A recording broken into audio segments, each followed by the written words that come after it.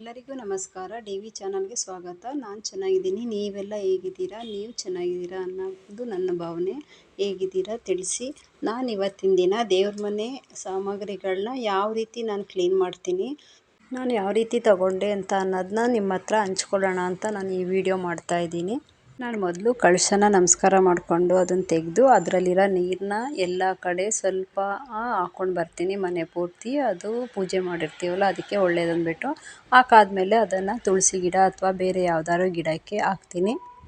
ಆಮೇಲೆ ದೊನ್ನೆ ಬರುತ್ತಲ್ಲ, ಅದನ್ನು ಒಂದು 10 ದೊನ್ನೆನ ಇಟ್ಕೊಂಡಿರ್ತೀನಿ. ಕುಂಕುಮ, ಅರಿಶಿನ, ಅದು ಮತ್ತು ಅಕ್ಷತೆ ಅವೆಲ್ಲ ಇಟ್ಕೊಂಡಿರ್ತೀನಲ್ಲ, ಅಕ್ಕಿ ಎಲ್ಲ ಆ ದೊನ್ನೆನೇ ಯೂಸ್ ಮಾಡ್ತೀನಿ. ಆ ದೊನ್ನೆಗೆ ಹಾಕ್ಕೊಂಡಿದ್ದು ಅದನ್ನು ಖಾಲಿ ಮಾಡಿ ಅದನ್ನು ವಾಶಿಗೆ ತೊಗೊಳ್ತೀನಿ ಆ ಬೌಲ್ಗಳನ್ನ. ದೀಪ ಮತ್ತು ತುಪ್ಪದ ದೀಪ ಏನಾದ್ರು ಹಚ್ಚಿದರೆ ಎಣ್ಣೆ ಆಗಿರೋವನ್ನೆಲ್ಲ ನಾನು ವಿಮ್ ಡ್ರಾಪ್ನಲ್ಲಿ ಸ್ವಲ್ಪ ವಾಶ್ ಮಾಡ್ಕೊಳ್ತೀನಿ. ವಾಶ್ ಮಾಡಿಕೊಂಡು ಆಮೇಲೆ ಸ್ವಲ್ಪ ಹುಣಸೆಹಣ್ಣು ತೊಗೊಂಡು ಎಲ್ಲದಕ್ಕೂ ಮೊದಲು ನೀರು ಮಾಡಿ ಹಚ್ಬಿಡ್ತೀನಿ. ಎಲ್ಲ ಹಚ್ಚಿದಾಗ ಸ್ವಲ್ಪ ಕೊಳೆ ಬಿಟ್ಕೊಳ್ಳುತ್ತೆ ಅದು.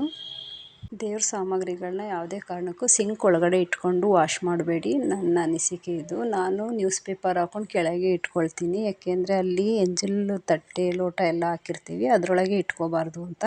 ಎಲ್ಲ ದೇವ್ರ ಸಾಮಗ್ರಿಗಳಿಗೂ ಹುಣಸೆಹಣ್ಣು ಹಚ್ಚಾದ್ಮೇಲೆ ನಾವು ಕೋಲ್ಗೇಟ್ ಪೌಡರ್ನಿಂದ 2 ಬೆರಳಲ್ಲಿ ಅದ್ಮಿ ಉಜ್ಜಿದ್ರೆ ತುಂಬ ಚೆನ್ನಾಗಿ ಕ್ಲೀನ್ ಆಗುತ್ತೆ. ನೀವೇನಾದರೂ ಹೊಸ್ದಾಗಿ ತೊಗೊಂಡಿದ್ರೆ ಆಗಿಂದನೂ ನೀವು ಸಬೀನ ಯೂಸ್ ಮಾಡಬೇಡಿ. ಸ್ಟಾರ್ಟಿಂಗಿಂದನೇ ಸಬೀನ ಯೂಸ್ ಮಾಡ್ದಲ್ಲೇ ಕೋಲ್ಗೇಟ್ ಪೌಡರಿಂದನೇ ತೊಳಿತಾ ಬಂದರೆ ಇವತ್ತು ತೊಗೊಂಡಿದ್ದೀರೇನೋ ಅನ್ನೋಷ್ಟು ತುಂಬ ಹೊಳಿತಾ ಇರುತ್ತೆ, ಹೊಸದಾಗಿರುತ್ತೆ, ಡಲ್ ಆಗಲ್ಲ. ಸಬೀನ ಯಾವುದೇ ಕಾರಣಕ್ಕೂ ಯೂಸ್ ಮಾಡಬೇಡಿ. ನಾನು ಯಾವ ರೀತಿ ತೊಗೊಂಡೆ ಅಂತ ಅನ್ನೋದಾದರೆ, ನಾನು ಸ್ಟಾರ್ಟಿಂಗಿಂದ ಚಿಕ್ಕದು ಮೊದಲು ತೊಗೊಂಡೆ. ಆವಾಗ ಯಾವ ಥರ ತೊಗೊಂಡೆ ಅಂತ ಅಂದರೆ, ಒಂದು ಅಂಗಡಿ ಇತ್ತು ಹತ್ರದಲ್ಲಿ, ಅಲ್ಲಿ 200 ರೂಪಾಯಿ ತಿಂಗಳ ಕಟ್ತಾಯಿದ್ದೆ. ಅದು ಆವಾಗ 12 ತಿಂಗಳಿತ್ತು. ಆವಾಗ 1 ವರ್ಷಕ್ಕೆ ಒಂದೊಂದು ತೊಗೊಳ್ತಾ ಇದ್ದೆ.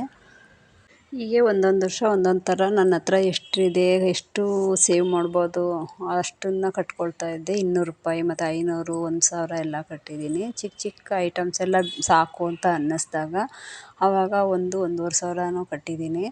ಆಮೇಲೆ ಸಾಕಾಗಿಲ್ಲ ದುಡ್ಡು ಐಟಮ್ಸ್ಗೆ ಅಂದಾಗ ಹಾಗೆ ಸೇವ್ ಮಾಡ್ತಾಯಿದ್ದೆ. ನಾನು ಒಂದು ಉಂಡೆಯಲ್ಲಿ ಹಾಕ್ಕೊಂಡು ಅದನ್ನು ಒಂದು ಚೀಟಿ ಮುಗ್ದಾದ್ಮೇಲೆ ಆ ಉಂಡೆನೂ ಓಪನ್ ಮಾಡಿ 2 ಸೇರಿಸಿ ದೊಡ್ಡದು ತೊಗೊಳ್ತಾ ಇದ್ದೆ.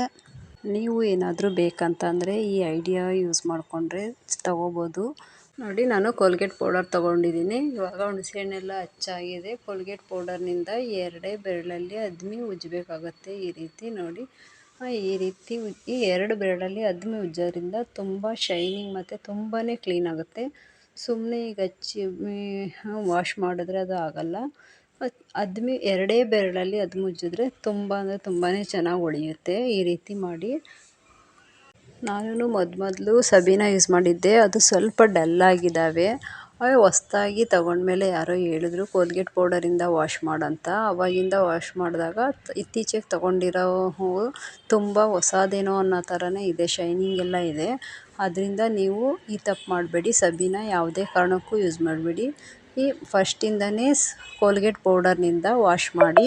ದೇವ್ರ ಮನೆಯಲ್ಲಿ ಸಾಮಗ್ರಿಗಳನ್ನ ಎಷ್ಟು ಬೇಕು ಅಷ್ಟೇ ಯೂಸ್ ಮಾಡಿದ್ರೆ ಒಳ್ಳೆಯದು. ಕ್ಲೀನ್ ಮಾಡಿ ಅದೆಲ್ಲ ಎತ್ತಿಡೋಷ್ಟರೊಳಗೆ ತುಂಬ ಟೈಮ್ ತೊಗೊಳುತ್ತೆ. ನಾನು ಸ್ವಲ್ಪ ಜಾಸ್ತಿನೇ ಇಟ್ಕೊಬಿಟ್ಟಿದ್ದೀನಿ. ಅದು ಮೊದಲಿಂದ ಇಟ್ಕೊಂಡಿದ್ದಕ್ಕೆ ಅದು ಬೇಡ ಅಂತ ತೆಗೆದಿಟ್ರು ಅದು ಬೇಕು ಇಡು ಅಂತ ಅನಿಸುತ್ತೆ ನನಗೆ. ನೀವು ಆ ರೀತಿ ಮಾಡ್ಕೋಬೇಡಿ. ಎಷ್ಟು ಬೇಕಾಗುತ್ತೆ ಡೈಲಿ ಬೇಗನೂ ವಾಶ್ ಮಾಡಿ ಇಡಬೇಕು ಪೂಜೆ ಮಾಡಬೇಕಾದ್ರೆ ಅನ್ನೋ ಥರ ಸ್ವಲ್ಪನೇ ಇಟ್ಕೊಂಡ್ರೆ ಒಳ್ಳೆಯದು ಅಂತ ನನ್ನ ಅನಿಸಿಕೆ.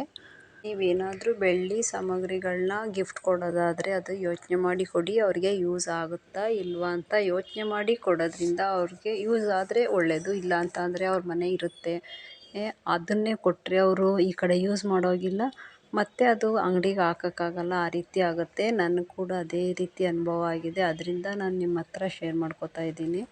ಕಾಮಾಕ್ಷಿ ದೀಪ ಕೊಟ್ಟಿದ್ದಾರೆ ಅವರು. ಕಾಮಾಕ್ಷಿ ದೀಪ ನನ್ನ ಹತ್ರ ಆಲ್ರೆಡಿ ಇದೆ. ಅದನ್ನು ಹೊಸದು ಹಾಕೋ ಆಗಿಲ್ಲ, ಹಚ್ಚೋ ಆಗಿಲ್ಲ ಅನ್ನೋ ಥರ ಸುಮ್ಮನೆ ಇಟ್ಕೊಂಡಿದ್ದೀನಿ ವರ್ಷಾನುಗಟ್ಲೆ. ನೀವು ಆ ರೀತಿ ಮಾಡ್ಕೋಬೇಡಿ. ಅವ್ರಿಗೆ ಅವಶ್ಯಕತೆ ಇದೆಯಾ ಅಲ್ವಾ ತಿಳಿದೇ ಕೊಡಿ. ಇಲ್ಲ ಕೇಳೋದ್ರಿಂದ ಏನು ತೊಂದರೆ ಇಲ್ಲ. ಯಾವುದಿದೆ ಯಾವುದಿಲ್ಲ ಅಂತ ನೋಡಿ ಅವ್ರಿಗೆ ಯೂಸ್ ಆದರೆ ಬೆಟರ್ ಅಂತ ನನ್ನ ಅನಿಸಿಕೆ. ಇರೋದನ್ನೇ ಕೊಟ್ಟು ಅವರು ಎತ್ತಿಟ್ಟು ಸುಮ್ಮನೆ ಒಳಗಡೆ ಇಟ್ಟು ಅದು ಏನಕ್ಕೆ ಅಂತ ನನಗನ್ಸುತ್ತೆ. ನಿಮ್ಗೇನು ಅನಿಸುತ್ತೆ ತಿಳಿಸಿ. ನಮಗೆ ಡೈಲಿ ಯೂಸ್ಗೆ ಎಷ್ಟು ಬೇಕು ಅಷ್ಟೇ ತೊಗೊಂಡ್ರೆ ಒಳ್ಳೆಯದು ಅಂತ ಅನಿಸುತ್ತೆ. ತುಂಬ ಜಾಸ್ತಿ ಇದೆ ಅಂತ ಅಂದ್ಬಿಟ್ಟು ಯಾವಾಗಲೂ ತೊಗೊಳ್ತಾನೆ ಇದ್ದರೆ ಅದನ್ನು ಮೇಂಟೈನ್ ಮಾಡೋದು ಕೂಡ ಕಷ್ಟ ಆಗುತ್ತೆ. ಎಷ್ಟು ಅಂತ ವಾಶ್ ಮಾಡೋದು, ಎತ್ತಿಡೋದು, ಮತ್ತು ವಿಗ್ರಹಗಳನ್ನಂತೂ ಆ ರೀತಿ ಸ್ವಲ್ಪ ದಿನ ಪೂಜೆ ಮಾಡಿಬಿಟ್ಟು ಎತ್ತಿಡೋದು ನನಗೆ ಇಷ್ಟ ಆಗಲ್ಲ. ಪೂಜೆ ಮಾಡಿದ್ಮೇಲೆ ಪೂಜೆ ಮಾಡಬೇಕು. ಯಾರೋ ಹೇಳಿದ್ರು ಇಡಬೇಡ ಅದು ಇದು ಅಂದ್ಬಿಟ್ಟು ಒಳಗಡೆ ಎತ್ತಿಟ್ಬಿಡ್ತಾರೆ ಒಬ್ಬೊಬ್ಬರು. ಆ ರೀತಿ ಯಾವುದೇ ಕಾರಣಕ್ಕೂ ಮಾಡಬೇಡಿ. ನೋಡಿ ಈ ರೀತಿ ಎಲ್ಲನೂ ವಾಶ್ ಮಾಡ್ಕೊಳ್ತಾ ಇದ್ದೀನಿ. ಎರಡೇ ಬೆರಳಲ್ಲಿ ಉಜ್ಜೋದ್ರಿಂದ ನೋಡಿ ತುಂಬ ಶೈನಿಂಗ್ ಇದೆ.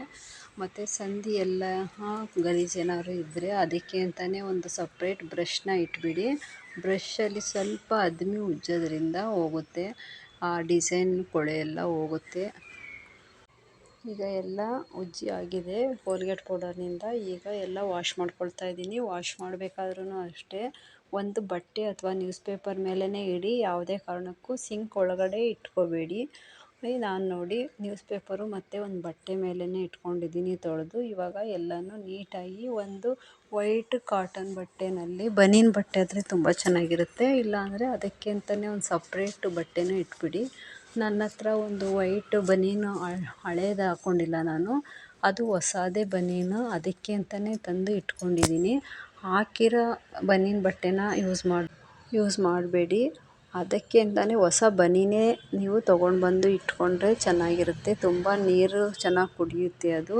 ನೋಡಿ ಫಸ್ಟ್ ಟಿಪ್ ಅಂತ ಅಂದರೆ ಯಾವುದೇ ಕಾರಣಕ್ಕೂ ಸಿಂಕ್ ಒಳಗಡೆ ಇಟ್ಕೋಬೇಡಿ. ಎರಡನೇ ಟಿಪ್ ಅಂತ ಅಂದರೆ ಕೋಲ್ಗೇಟ್ ಪೌಡರ್ನಿಂದಲೇ ಸ್ಟಾರ್ಟಿಂಗಿಂದನೂ ವಾಶ್ ಮಾಡಿ. ನೀವು ದೇವ್ರ ಮನೆ ತೊಗೊಂಡೋಗಿ ಇಡೋವರೆಗೂ ನೀವು ನೆಲದ ಮೇಲೆ ಇಡಬೇಡಿ. ನೋಡಿ ನಾನು ಯಾವಾಗಲೂ ಇದೇ ರೀತಿ ವಾಶ್ ಮಾಡೋದು. ನೀವು ಯಾವ ರೀತಿ ವಾಶ್ ಮಾಡ್ತೀರಾ ಅನ್ನೋದನ್ನ ನನ್ನ ಹತ್ರ ಶೇರ್ ಮಾಡಿ.